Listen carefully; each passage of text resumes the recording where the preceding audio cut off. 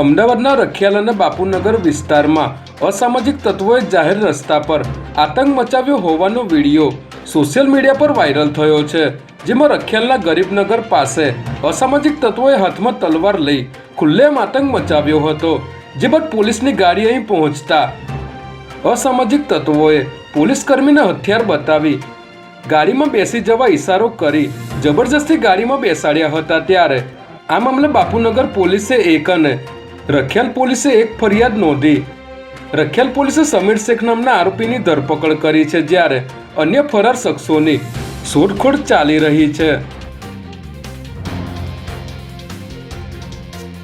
સંસદમાં ગૃહમંત્રી અમિત શાહના ડોક્ટર બાબા સાહેબ આંબેડકર પરના નિવેદનને લઈને આજે એનએસયુઆઈ દ્વારા ગુજરાત યુનિવર્સિટી બહાર વિરોધ કરવામાં આવ્યો હતો, જેમાં એનએસયુઆઈના વિરોધ અગાઉ જ સમગ્ર યુનિવર્સિટી વિસ્તાર પોલીસ છાવણીમાં ફેરવાઈ ગયો હતો અને એનએસયુઆઈના કાર્યકરો ગુજરાત યુનિવર્સિટીના ગેટ સુધી પહોંચે તે પહેલાં જ પોલીસ દ્વારા તમામ કાર્યકરોની ટીંગાટોળી કરીને અટકાયત કરાઈ હતી।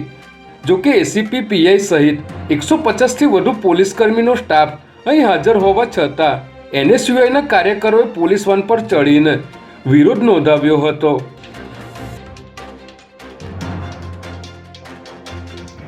મુખ્યમંત્રી ભૂપેન્દ્ર પટેલની અધ્યક્ષતામાં કેબિનેટ બેઠકનું આયોજન કરાયું હતું, જેમાં રાજ્યની પ્રવર્તમાન સ્થિતિ અંગે ચર્ચા વિચારણા કરવામાં આવી હતી।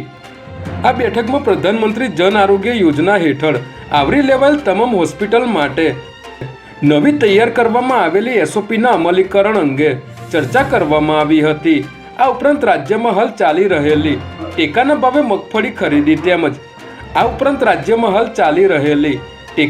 મગફળી ખરીદી તેમજ સ્થાનિક સ્વરાજ્યની ચૂંટણી અને રેશન કાર્ડ માટે ચાલી રહેલી ઈ કેવાયસી પ્રક્રિયા અંતર્ગત પણ ચર્ચા કરવામાં આવી હતી।